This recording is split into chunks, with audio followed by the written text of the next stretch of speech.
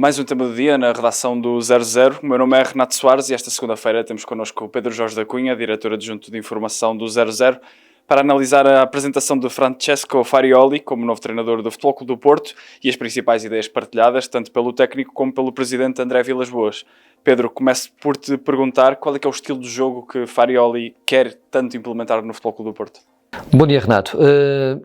Ele não falou muito de futebol nesta primeira conversa em público com os mídia e, por conseguinte, com os adeptos portistas, mas deixou perceber as suas ideias mais fortes. Eu até te perguntava um bocadinho antes, porque acompanhaste muito o início do Farioli, qual é que era a tua ideia sobre o futebol dele, e acho que posso revelar que falamos mais num futebol mais pragmático do que fantasista, e ele no fundo também diz isso, nesta conversa com os jornalistas e com os portistas, indiretamente, que o estilo de jogo dele se pode resumir em procurar ter sempre posse de bola e controlo, portanto ter a capacidade de congelar o jogo quando tem de congelar e dar mais ritmo quando for necessário empregar essa velocidade suplementar.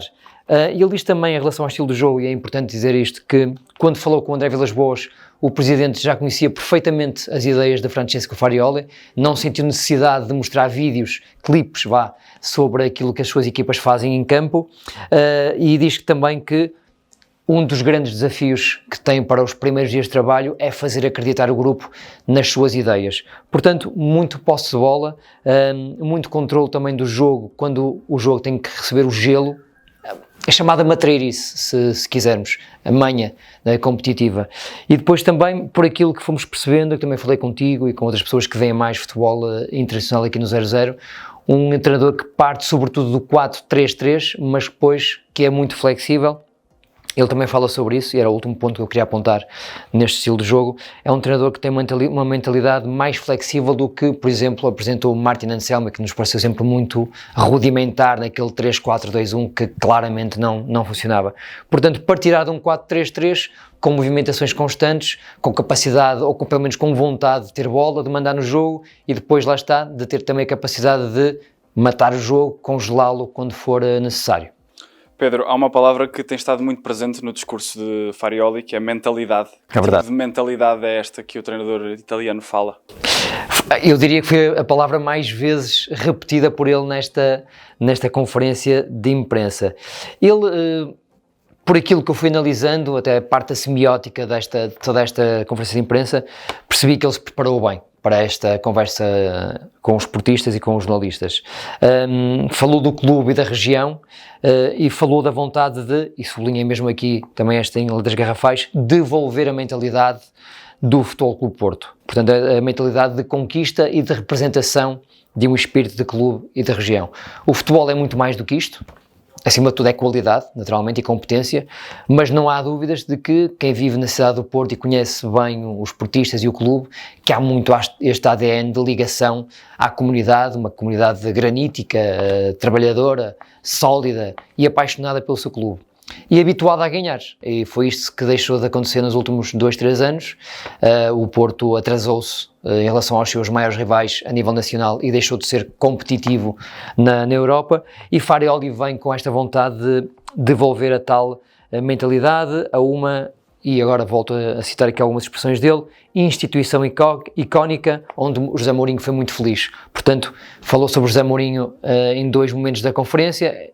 Neste momento falou sobre a equipa que Mourinho construiu entre 2002 e 2004 e que acabou por conquistar a Europa, e também revelou que há 3 anos veio ao Dragão para assistir ao Porto-Inter, que acabou 0-0, o Porto tinha perdido um 0 Milão na segunda mão, não conseguiu marcar um golo ao Inter, e que ficou impressionado pela forma como o Porto conseguiu encurralar o Inter na sua defesa, e portanto é esse Porto que ele também pretende, mesmo na Europa, de mandar nos jogos em casa e encurralar os adversários. Pedro, perguntava-te agora qual é a avaliação feita ao plantel do Futebol Clube do Porto. Ele deixa, portanto, não se comprometeu com nomes, também não era o momento certo, julgo eu, para fazê-lo, mas há aqui algumas ideias que deixou escapar, e diz que, acima de tudo, sabe perfeitamente que posições vai ter necessidade de reforçar. Depois confessa que há jogadores que às vezes enganam em que sentido? Há jogadores que ele conhece através de vídeo e que depois no dia-a-dia não correspondem às suas expectativas, e acontece também precisamente o oposto. E portanto vai dar oportunidade a toda a gente com contrato profissional para mostrar aquilo que vale. Portanto, acredito que nos primeiros dias vai haver um grupo muito alargado às ordens do Francesco Farioli. Ele diz que é um treinador sem preconceitos e também muito honesto e direto na avaliação que faz, cara a cara, a cada um dos jogadores. Portanto, vai dar a oportunidade a toda a gente de mostrar aquilo que vale, e depois fará a sua avaliação, e fará essa avaliação também olhos nos olhos com cada um dos seus jogadores. Não disse muito mais sobre o plantel, portanto disse que conhece muito bem os jogadores que fazem parte da equipa do Futebol Clube Porto, que já viu muita coisa sobre o clube da última temporada e não só, e portanto fará uma avaliação mais direta, mais pessoal nos próximos dias, sendo que garante ter a perfeita consciência de cada uma das posições que há a reforçar. Falaste sobre o estilo de jogo de Farioli, sobre a mentalidade, sobre o plantel também. Que outras mensagens deixou o técnico italiano? Ele deixou, percebe-se que é um bom comunicador, percebe-se, ele é até um indivíduo licenciado em Filosofia pela Universidade de Florença, percebe-se que é um tipo inteligente, permita-me a expressão mais informal, é um tipo inteligente, está muito à vontade com as câmaras, com as questões, pareceu muito sorridente, mas também devo aqui fazer um pequeno sublinhado. Quando o Martin Anselmi foi apresentado em janeiro, final de janeiro, a ideia que ele deixou foi também de um tipo fantástico a comunicar, e depois não veio a confirmar. A partir do momento que os resultados começaram a não aparecer, Martin Anselmi tornou-se um treinador previsível, de vez em quando até com maus fígados na sala de imprensa. Portanto, vamos ver se Francesco Farioli também não vai por esse caminho, e também depois depende muito dos resultados, mas pareceu-me acima de tudo ter capacidade para falar abertamente com os jornalistas e com a imprensa sobre as suas ideias. Falou essencialmente de mais 2-3 pontos, de forma muito resumida. Ponto número 1, padrões elevados no treino. E ele diz mesmo que o Olival vai ser a sua casa, vai passar mais tempo no Olival do que em casa, e que vai adaptar o Olival à sua nova família, ao plantel, porque entende que há espaço para fazer melhorias no centro de treinos do Porto. Quer que seja tudo muito mais funcional, para que o plantel se sinta confortável, e a própria equipa técnica. Vai estabelecer um nível alto de treino e sabe perfeitamente o que há a trabalhar para ganhar. Diz que tem perfeita consciência da situação atual do clube.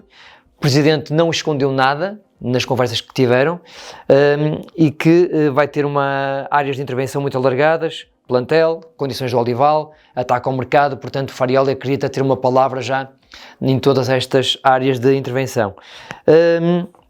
Diria que estas são as ideias mais fortes do Farioli, que insistiu muito na palavra mentalidade e também nas palavras responsabilidade e privilégio de treinar o Futebol Clube Porto. Falou mais sobre estados de alma, sobre níveis comportamentais do que sobre futebol, mas diria que este é o resumo possível sobre aquilo que o Francesco Farioli disse hoje na conferência. Para terminar, pedia-te que olhássemos agora para André Vilas-Boas. Quais é que foram as palavras mais fortes do presidente do Futebol Clube do Porto? Renato, aqui é fácil escolher.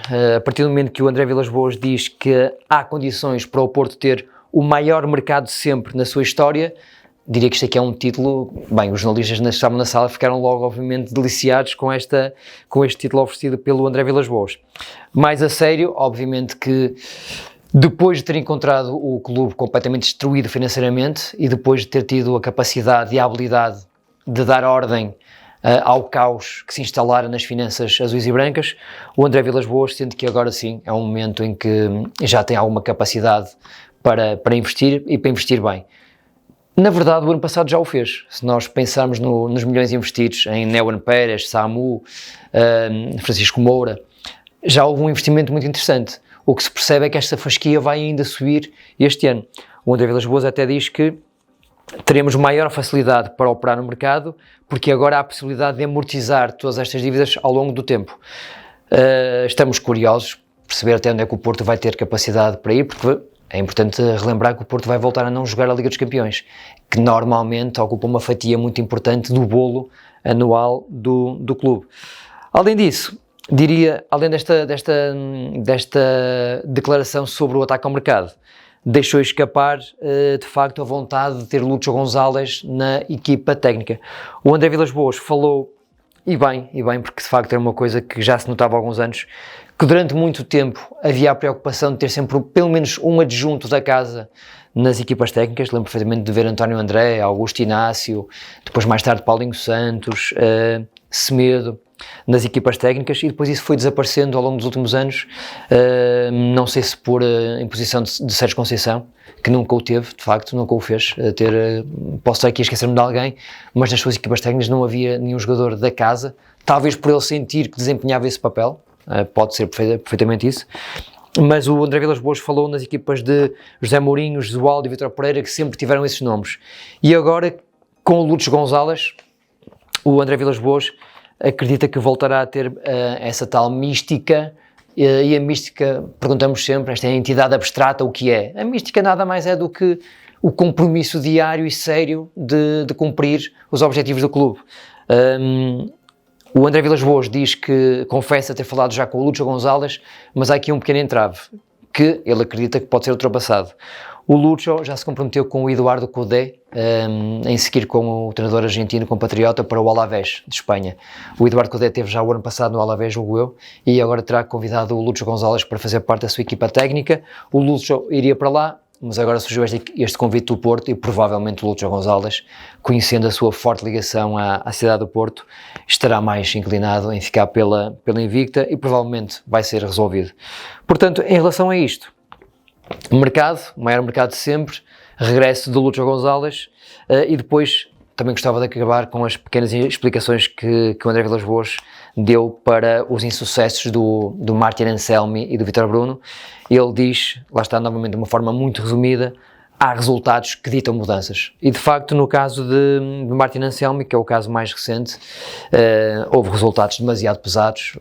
A derrota em casa 4-1 contra o Benfica, a derrota na Amadora, que podia ter sido histórica, a prestação paupérrima no Mundial de Clubes, revelaram-se demasiado pesados para haver aqui uma possibilidade de continuação da ligação com Anselmi, e portanto sai Martin Anselmi, chega Francesco Farioli, e para já conheces melhor do que eu, mas são estas as ideias mais fortes da conferência número 1 do Francesco Farioli. Obrigado, Pedro, obrigado por terem assistido. Já sabem que o tema do dia está disponível de segunda a sexta-feira no 00, e dizer ainda que hoje vamos ter um novo episódio de Mercado Flash, onde podes ver todas as novidades da janela de transferências.